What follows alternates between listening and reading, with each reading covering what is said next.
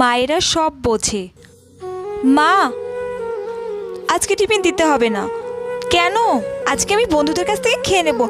রোজ রোজ tiffin নিয়ে যেতে ভালো লাগে না। ঠিক আছে। ওই, কি টিফিন এনেছিস? আমাকে একটু দে। আজকে আমি টিফিন আনিনি, তোদের কাছ থেকে খাবো তাই। ভাগ, তোকে কেন টিফিন দেবো? নিজে টিফিন নিয়ে আসেনি, আমার টিফিন খাবে। মা টিফিনটা দিচ্ছিল, বেকারি মাকে বারণ করলাম। এখন খিদেও পেয়েছে, কি করব? স্যারকে বলে বাড়ি চলে যাব, ভালো লাগে না। কি করব?